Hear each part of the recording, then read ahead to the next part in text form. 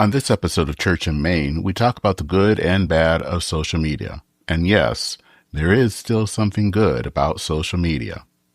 That's coming up.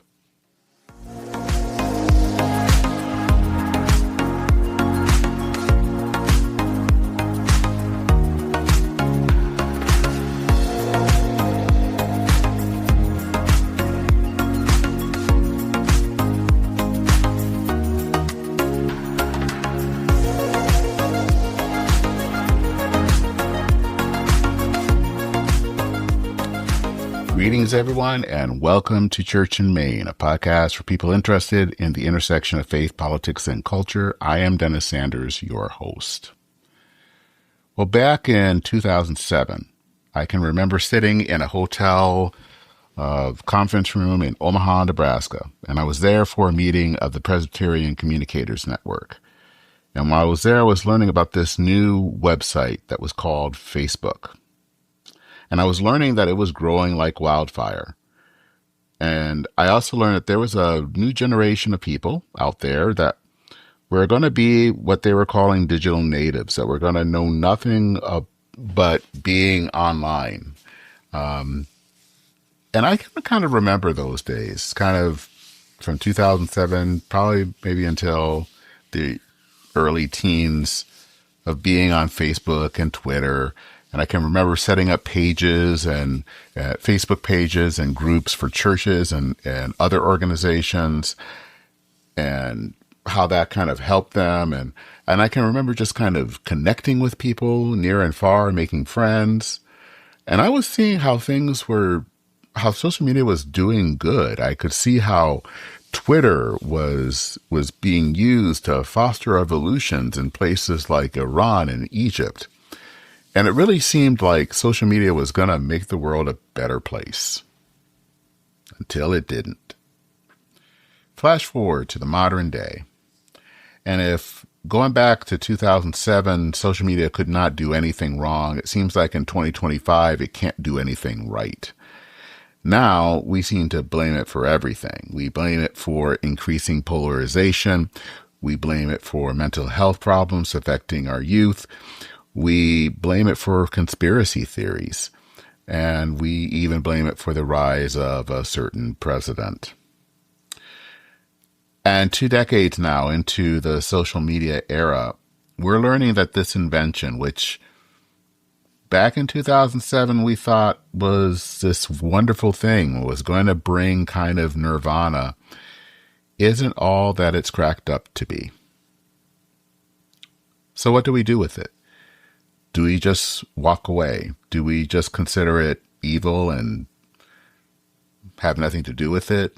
Do we try to ban it? And what do churches do? How do churches deal with social media? COVID, in some ways, meant that churches had to rely on social media. The question is now, 5 years after COVID, do we still have to? I know of a church here in the Twin Cities where I live that basically totally ditched social media.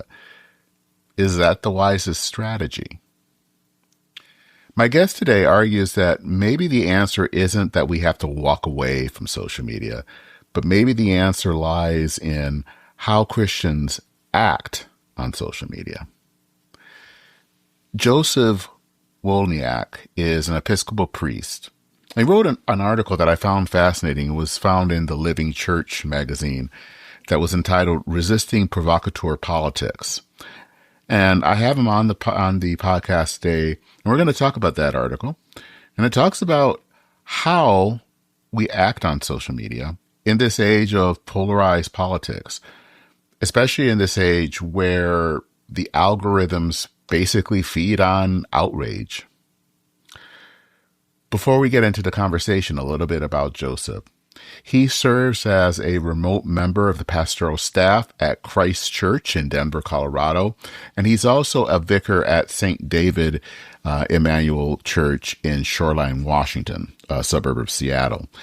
He also teaches theology at Seattle University, and he actually also is involved in some other things that are social media related.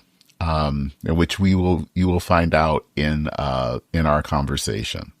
So with that, let's go into this, I think, helpful conversation that I had with Joseph Wolyniak.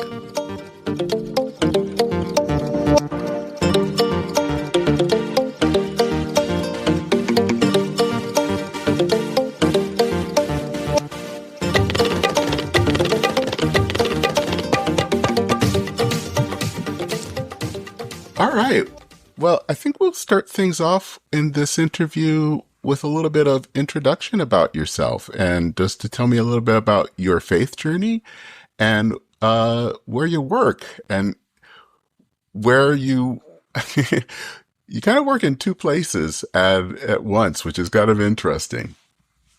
Thank you very much for the invitation to be in conversation with you, Dennis. It's great to meet you and joy to be a part of this conversation today. So I was baptized Catholic, say discipled by some faithful charismatic evangelicals, received into Anglicanism by the Church of England in 2009, ordained an Episcopal priest in 2016, and have served in a variety of different capacities since then, both lay and ordained, from bishop's staff to community organizing, to university, teaching and ministry, to the local church, which is where I currently serve and really is where my heart is.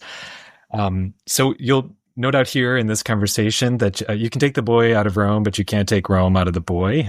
So I find myself still very much shaped by, maybe you could say claimed by, Catholic teaching, Catholic social teaching in particular, from Leo XIII's Rerum Novarum in 1891 to Leo XIV's Dilexi Te from October 2025, which encouraged everybody to make a pause and read that document. It's been hugely formative for me. But currently, I serve as a remote member of the pastoral staff at Christ Church, Denver, as well as a vicar of a local congregation in the Seattle area, St. David Emmanuel Shoreline, and teach theology at Seattle University. And your position at Christ Church in Denver is kind of very much related to this conversation, and it's basically related to kind of online ministry. Could you kind of flesh out what your position is there at Christ Church? Yeah, so I'm a program director for a Lilly-funded project called the Narthex, developing digital capacity for the analog church. So the goal is to help mainline congregations engage with folks online. The conviction being that most folks aren't just going to walk into a church, but they're going to first interact with us in online spaces. So how do we be more intentional about the ways in which we engage with folks online? I like to joke that Episcopalians discovered the internet in the pandemic, even if it was the AOL dial-up version with the screech, all that stuff. So the goal is how do we meet people where they are, spend most of their time online? So we're working with Episcopal, Lutheran, AME Zion churches and others that are trying to do this faithfully and well. And well, one of the things that has been interesting and one of the things that has been interesting for me is social media. And kind of one of the things that I have been working on almost for 20 years is on social media. And when I came in, this was 20 years ago, it was how wonderful it was, and how, this is especially Facebook and everything, how great it was and how great it was going to be for the church. Fast forward to now. People don't think of it as so great anymore. But I also think we still think of a need for it, especially really in light of the pandemic, after the pandemic. We still see a need for it. But I think we also see that it is not the panacea that we once thought it was. And you wrote this very interesting article about resisting provocateur politics. And I think, one, I wanted to kind of talk to you about that. And I think the title, and I know that you didn't necessarily pick the title, but I'm kind of curious, what is it about, and how would you define first provocateur politics, and how is it related really to kind of social media and kind of digital life in general. So I did pick the title. So all of the errors in that article are the author's own. All right. I begin by defining provocateur politics. Like, what did I mean by that? And I had in mind their figures, and there are plenty in our social media age that deliberately provoke, disrupt, or inflame public discourse. And doing so for a variety of different reasons, whether it's to destabilize some settled opinions or the status quo about conversation or assumptions about our world, maybe to expose contradictions. Often comedians will do this, or perhaps to mobilize supporters to achieve certain legislative goals, for instance. So the provocateur is somebody who stirs controversy, and theoretically to achieve certain intentional ends. And to be clear, there is a healthy provocateur, a healthy kind of provocation. You can say from the prophets to protesters. So in community organizing, where I've had some background, there's a lot of conversation about agitation being used as a strategic tool to help provoke reflection, to maybe challenge complacency and inspire action. I'm always mindful of Saul Alinsky, who famously said that the community organizer's job is to rub raw the resentments of the community, to help fan latent hostilities and to search out controversy rather than to avoid it. But the idea there for the community organizer was not conflict for its own sake, but about awakening people to their own moral commitments and to their own power. That is the ability to affect change for themselves, for others, and for the common good. And here, I think, is the critical difference for us as Christians. It's not that we are averse to conflict. Jesus himself was quite the provocateur. He was very agitational. I mean, Mr. Turn the Other Cheek also said, I haven't come to bring peace, but a sword, Matthew 10:34. And even if you parse that out contextually, it is a very provocative statement. So my concern in this piece and generally is about that provocation that seems to me to be for the sake of being provocative, content that is then algorithmically rewarded, clicks, likes, views, and that kind of mimetic meanness of our social media age. And you also kind of talk about in that article the whole point of speaking the truth in love, and how in some ways in our context of social media, love has been replaced for clicks and likes, and that really has that's been basically what we kind of derive more, is that you're kind of speaking the truth for clicks, basically.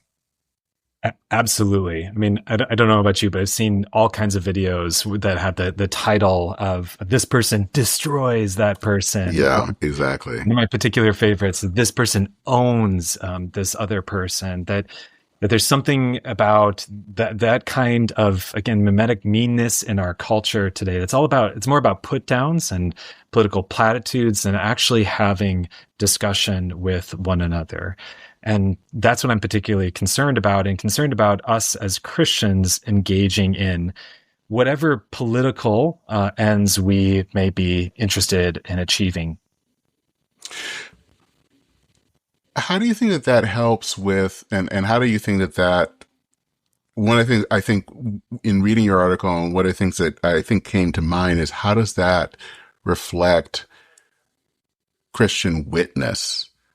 How does that make people think about what a Christian is or looks like, or define Christianity, and how people engage one another on social media, when people are quote unquote owning one another or destroying one another, or doing kind of how they respond.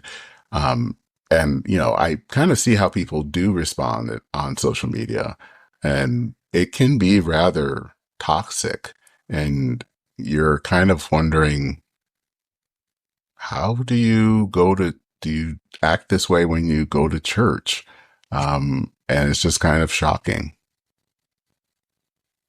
That is my primary concern, I would say, as a pastor. That too often I fear that American Christians are shaped, you could even say discipled, more by media and partisan politics than by the teachings and lived example of Jesus, this person we purportedly follow.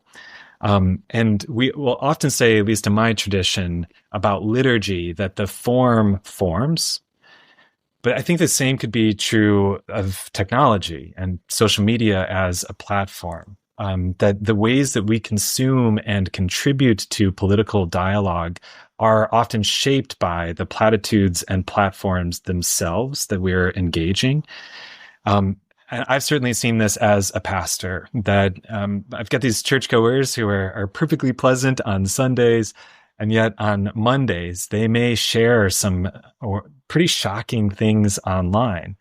In many ways, of course, this is nothing new. Social media is just the latest way that we expose the hatred and maybe the primal instincts, I would say the sin that is within all of us.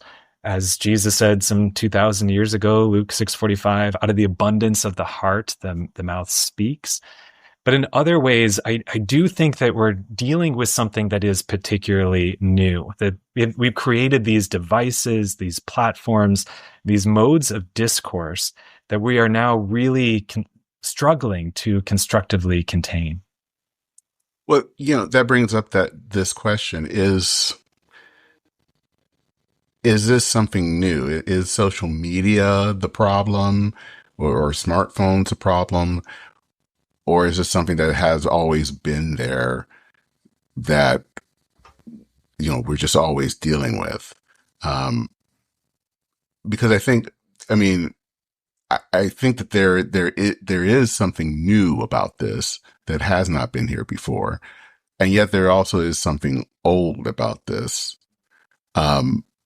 that is kind of has been here from the beginning. It seems like there is a mixture. And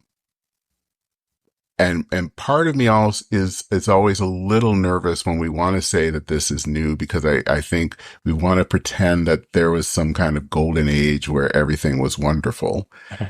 And I don't think it was a golden age, but I think we also know that things are different, that things are very different than what they once were. So I'm just kind of curious where you see things and how you would kind of suss things out. I think my answer to that question would be yes. It is both very, very old and quite new and different. I was just preaching about this in my congregation a couple of weeks ago. A somewhat separate subject, but it's related. And this sort of selfie and self-centered culture is also very much indicative of our age. And my joke there was, iPhone 17 meet Genesis 3, that much of that self-centeredness is actually nothing new for us. It's been endemic to the human condition since the fall. And even joked with my congregation, imagine Adam and Eve with a selfie stick at the tree. That there's really nothing new to this, but in other ways there is something quite new. Quoted in that sermon, a moral psychologist who had a great quote that said, our Paleolithic brains are just not able to contain these devices that we have created, from the mobile phone that is both our camera and our means of connectivity to one another, to the world. And the online platforms, again, that are just algorithmically addictive for us. It's really hard to break the addiction of the scroll, and I am not holier than thou in this regard. I too am scrolling and engaging on social media. But these things are really hard to break, these habits and habits of conversation. These things are forming us. They're not just neutral. So, yes, I think it is both very ancient. It has been there with us from the beginning. And there's something particularly powerful about the devices and the platforms that we're using in this digital age that's become really toxic to our discourse in the United States and throughout the world. In some way, then, it can become almost a liturgy in its own way. You know, a way of another form of a liturgy that's forming us and molding us. Absolutely. And we have to resist the habit forming tendencies of those devices and platforms in order to follow Jesus in this day and age. So one of the things that I noticed, and I even wrote about this after the assassination of Charlie Kirk, was social. I think a lot of what I noticed about social media is how it can flatten people, and how you don't really know people in their fullness. And you actually talked about that in the article, and it was something that I kind of picked up on my own. But it's how we don't see people as people; they become avatars, and because they are avatars, then they're really easy to pick apart and just kind of destroy, and not really see them as full human beings in the eyes of God. How does the Christian faith stand athwart that temptation to do that? So first of all, not to turn this into a mutual admiration society, but I also loved your piece, your Substack piece on this, and everything that you said in that piece, and really love the word that you used here, flatten. And I think memory serves, you said something similar in the article that you wrote, that it's really easy to make a caricature out of a figure like Charlie Kirk or really any public figure, and to kind of flatten them, or again, I love the word avatar. I particularly go to Pope Francis on this, and a beautiful document that he wrote called Fratelli Tutti, which is something called an encyclical, like a letter, and it's sort of in the mode of Paul and John and James and others in the New Testament, written to the church and to the world. And in that article, he talks about the breakdown. He's calling us back to social friendship. And he talks about the breakdown of communication in our world today and the illusion of communication in our digital, social media connected age. It's got this amazing quote where digital relationships do not demand the slow and gradual cultivation of friendships, stable interaction, or the building of a consensus that matures over time. They have the appearance of sociability, he says, yet they do not actually build community. Instead, they tend to disguise and expand the very individualism that finds expression in xenophobia and in contempt for the vulnerable. It's not enough. Digital connectivity, he says, isn't enough to build bridges. I think that's really, really true. That what we tend to do is we have these sort of caricatures, the way that we present ourselves and others present themselves online. And we think we know them. There's a whole proverbial thing about, I know what you had for breakfast, or I could know if I just looked at your social media, but I don't really know you. What I encounter is, to, again, use your word, a flattened caricature of you, not the full person behind the screen. And there's something about technology that does this. If I can use another example, there's a great comedian, Daniel LaBelle, who posted a very funny sketch comedy video about if people acted like they do in cars. And it's a situational comedy where he's going around the world, walking around in sidewalks and in public spaces, acting like we do in cars, tailgating, cutting people off, so on and so forth, merging without warning.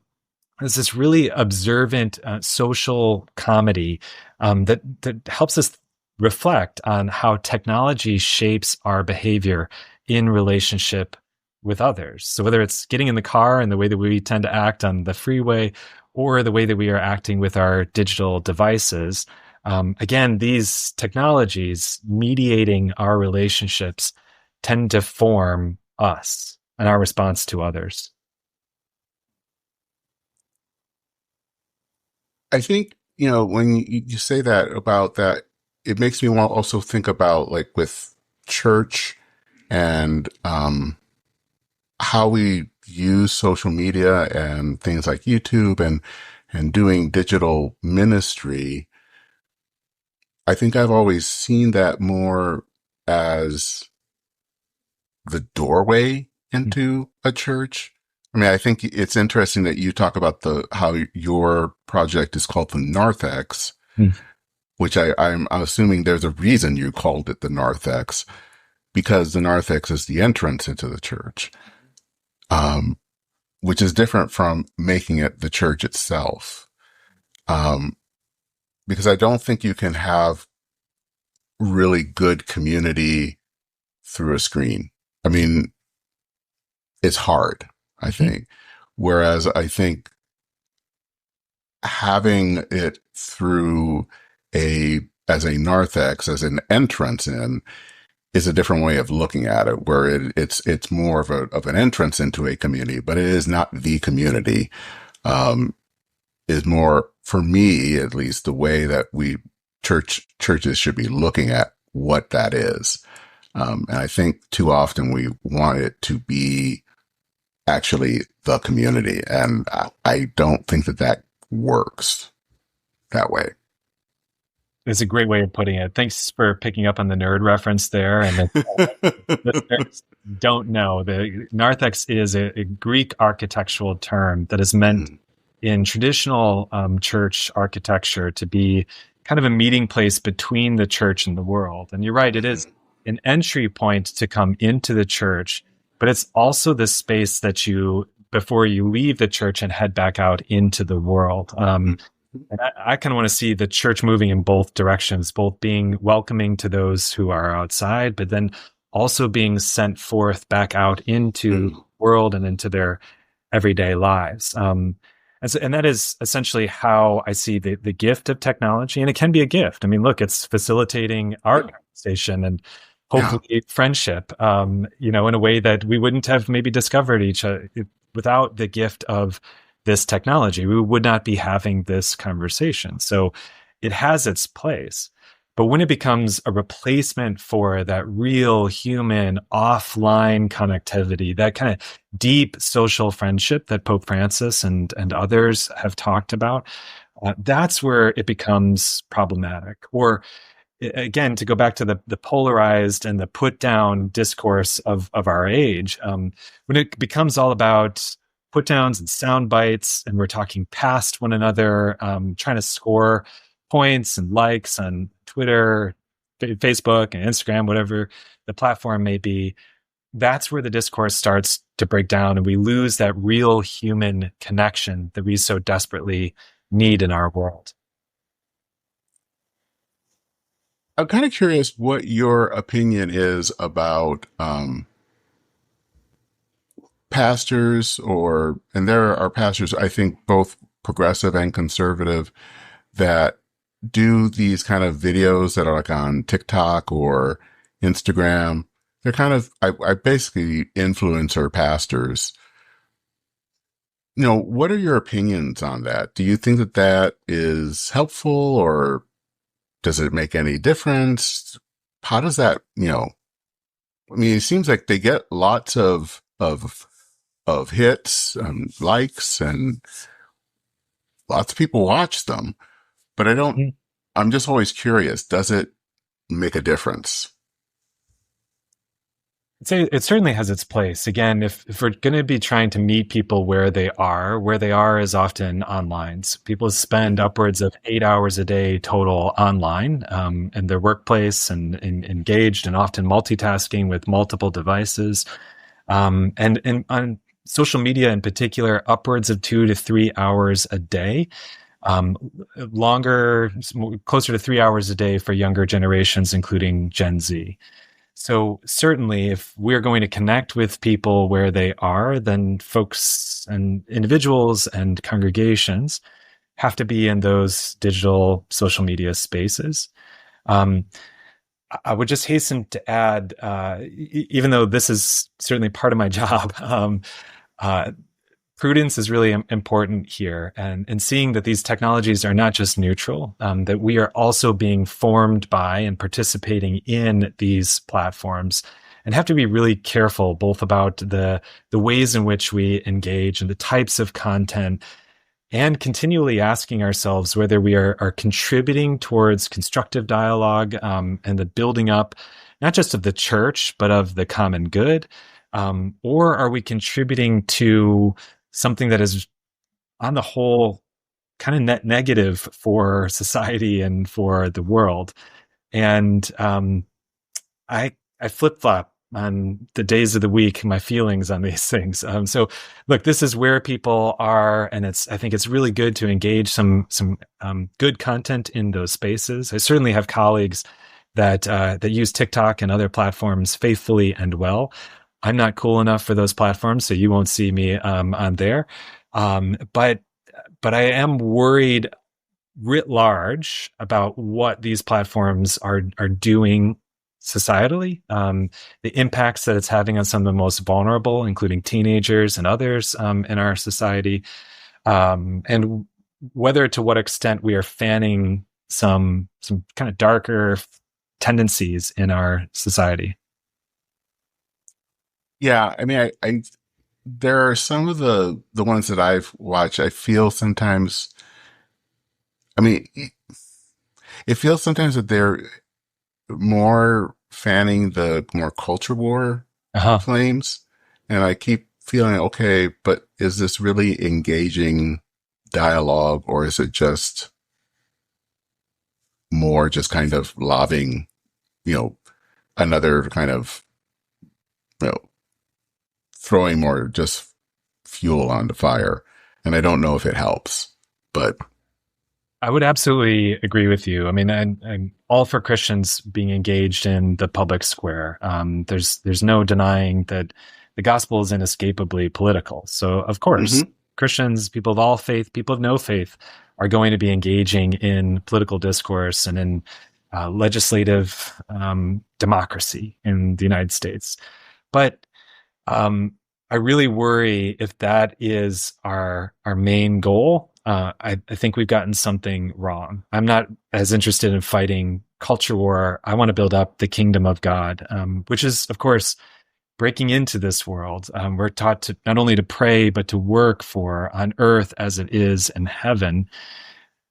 But the kingdom of God is not ultimately of this world. It transcends this world. And sometimes we can lose focus when we're fighting those culture wars, or we're mainly interested on acquiring political power or achieving certain political ends. I really do worry about both our pastoral leaders and our everyday folks in the pews when that becomes our main focus and our zero-sum game. So one of the things that you talk about is, in the article, is something about speech as justice. And, we've taught, in culture, I've heard the phrase speech is violence, and you talk about that as justice, and that it can be connected really to the dignity of the other person. And I'd love to hear a little bit more about why that's so important right now. So, Dennis, I have no original ideas, so I'm just always borrowing from somebody who's smarter than me. And in this case, it's Thomas Aquinas, who wrote on this in something called the Summa Theologica, or the summary of all theology. And for your listeners that are especially interested, it's in the second part of the second part, question 109, where he's talking generally about truth, and specifically about the connection between truth as a virtue and justice as a virtue. And the long and the short of it here is that he basically says that the truth is like a little sister to justice. that just in the same way that justice is paying a moral debt to somebody, so truth is a way, speaking truth is a way of paying a moral debt to our neighbor. It's a way of acknowledging their dignity by speaking truth, even painful, hard truths to our neighbor. And this is a way of acknowledging their dignity. But I would hasten to add here that all throughout Scripture, we are told to speak the truth in love, as it says in Ephesians 4:15, or another favorite, Colossians 4:6, to let your speech always be gracious, seasoned with salt. And Paul is here trading on both ancient Jewish and Roman understandings of salt and this kind of rich cultural language that he's using here as a way, as a preservative, as an opportunity for purity, even symbolizing covenant commitment, including the commitment to loving our neighbor. So even when Christians are called to speak hard truths, we are called to do so, especially in love. And a model for me that I've been turning back to in recent days has been Oscar Romero, who spoke some really hard truths, was not shy about the gospel and its implications in a Salvadorian context, and was ultimately martyred for speaking truth to power, as we would say. But the word that has really stuck out to me as I've been rereading some of his sermons and radio addresses, here's somebody else, by the way, who was using the media of his day to engage audiences. But the word that he uses over and over again is conversion.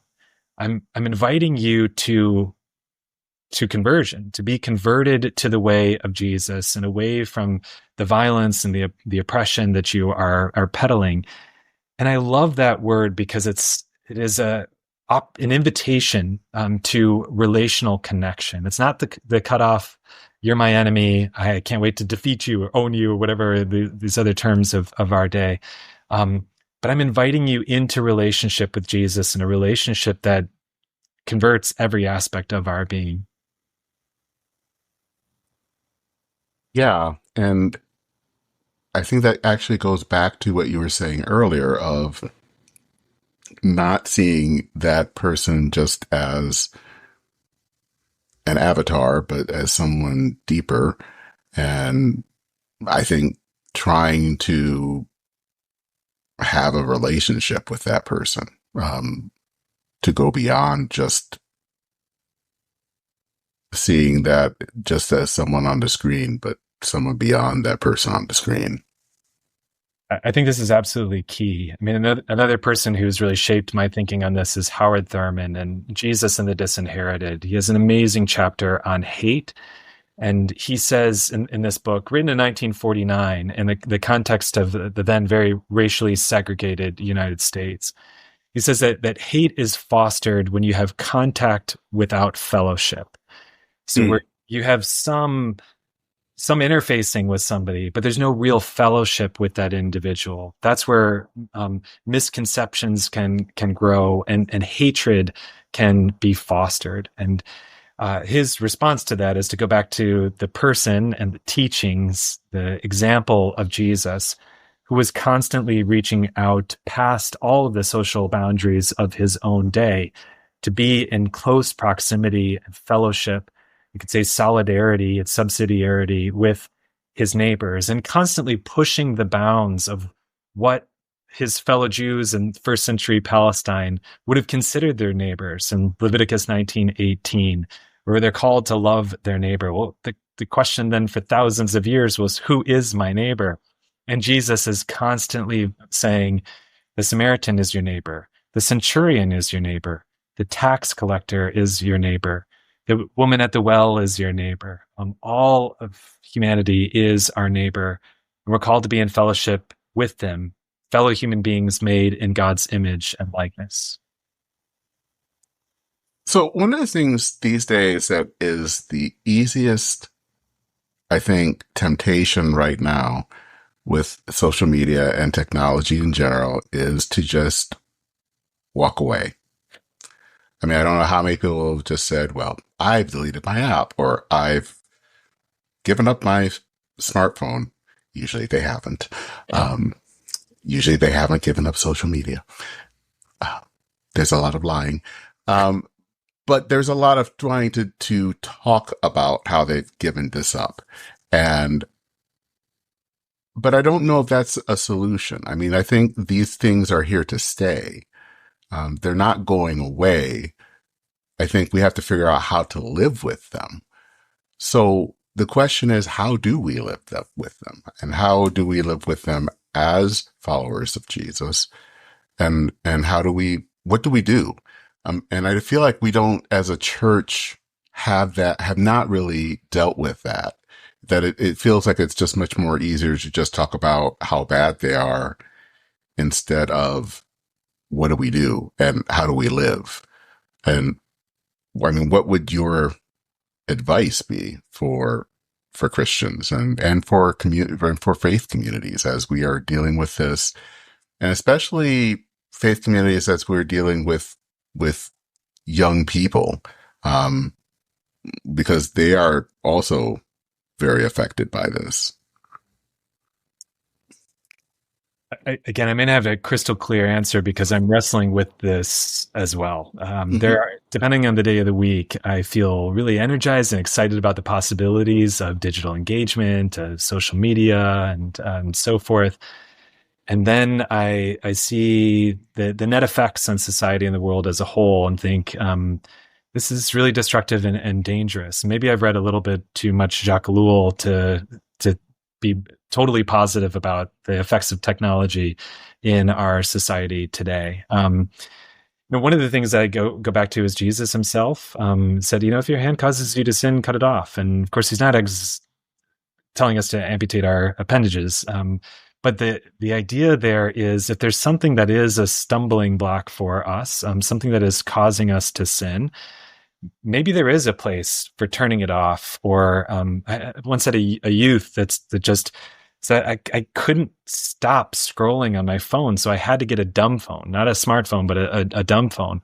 And I really applauded that youth for actually doing this thing that you say. A lot of us talk about it, but we don't actually do. So I do actually think that there's a real place for getting offline, for getting off our phones, to counterbalancing whatever our inclinations might be in terms of jumping online and getting into the fray. To be offline, to be building relationships with real people in the real world. There really is no replacement for that at the end of the day. But I also don't want to see the church completely cede, that ground, this space to other voices, because right now, I think Christianity in social media is dominated by the most cantankerous, clamorous voices. I tend to teach a lot of students that are Gen Z, and the vast majority of their opinions about Christianity are formed by 30-second or less videos that they see on Instagram, TikTok, Snapchat. And if the church is just completely abandons that space, then there will be no other voices to counteract those voices that are in that space. So I'd go back to another old virtue, prudence, which is just dealing with these technologies wisely, not seeing them as the panacea, as you were talking about earlier, as a thing that's going to be the cure-all for the church, nor seeing them as wholly evil, but as a tool that can be used both for good and for evil, and to understand its place both for the individual Christian and within the context of a congregation. Yeah, I think that is kind of the best way to I'm kind of starting to think that that's the way we have to look at it. It's not the panacea, as I said, 20 years ago. I think right now we're all in kind of it's a tool, it's evil and we have to get rid of it. But I don't think it's that either. It's a tool, and we have to decide how best to use it and how it can be used. And sometimes it has not been healthy. And I think there are cases where you just need to not use it.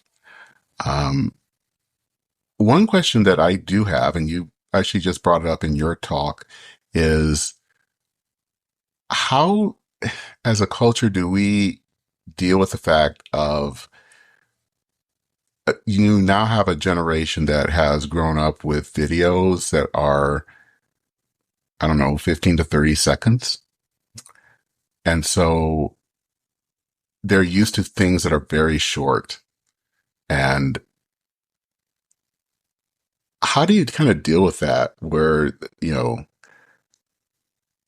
we're a generation that grew up with the longer stuff and, you know, I, you know, our generations were considered short attention span, and this is even shorter attention span.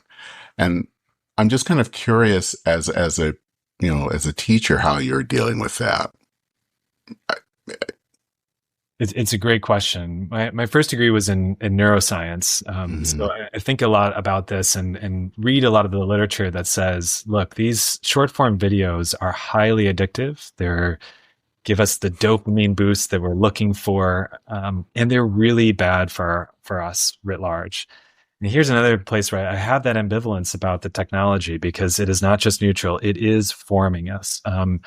And forming us in some really unhealthy ways. And one of those ways that's really unhealthy is becomes really difficult to stay attentive to a task, whether it's reading or work or things that don't give us that immediate dopamine boost. I often feel really bad for students in my class that have to sit in a class for 2 hours with a professor that is nowhere near as engaging as these very carefully curated 15-second soundbite videos with great music and theatrical effects and all the rest. One of the things the church has often done is just invite us to counteract whatever it is. So maybe there's a period of fasting where we decide that we're going to not wholly get rid of our smartphone, but for a season, whether it's Lent or another season of the year, to put away these devices, to stop engaging that short form content, and to discipline ourselves in, say, 30 minutes of silent prayer or in reading for an hour a day, which most of us would love to do, but we often feel we don't have the time until we've realized we've sunk 2 or 3 hours into social media, right? So how do we develop the disciplines, the practices, the habits on a daily basis to put away our phones, our devices, to be attentive to one another, and to be attentive to the still small voice of God that is speaking to us, but we've often so busied ourselves with all of these inputs that we can't hear that God speaking. Yeah, I think that is actually at the end of the day, that's the key, is discipline and practice. And maybe that's actually where it comes down to, is some of the old spiritual practices, that some of us, that I'm learning, actually having to come to and learning to spend time to read more, spending an hour or two reading or trying to do that. I try to spend some time in daily prayer. I mean, I think that is something that can help. It's really difficult. I mean, again, I will say I'm no holier than thou on this. I love my Instagram reels like anybody else does. But it is so easy to just give in to those technologies and to get the easy, the low-hanging fruit. It is an act of discipline and of attention to turn away from those things and towards things that ultimately, I would argue, and have certainly experienced in my own life, are more fruitful for me. Prayer, reading, attentiveness to friends and loved ones offline. Well, if people want to know a little bit more about you and maybe read more kind of about your kind of thoughts, especially on technology and faith, where can they go? Thanks so much. You can go to narthex.church to find out a little bit more about the Narthex Project and about the church that I'm associated with, Christ Church Denver, and certainly connect with me there. I'd love to talk with anybody about that project and ways that could be helpful, supportive of them and their congregations. and would love to continue this conversation with anybody else who's struggling with this in the same way that you and I are. Sure, we haven't answered all the questions that there are on this. Well, Joseph, thank you so much for taking the time to talk. This, I think, has been a great conversation, especially on this topic. I don't think we talk enough about this, so I hope to have you back sometime soon to talk again. Thank you so much, Dennis. It was a pleasure. All right.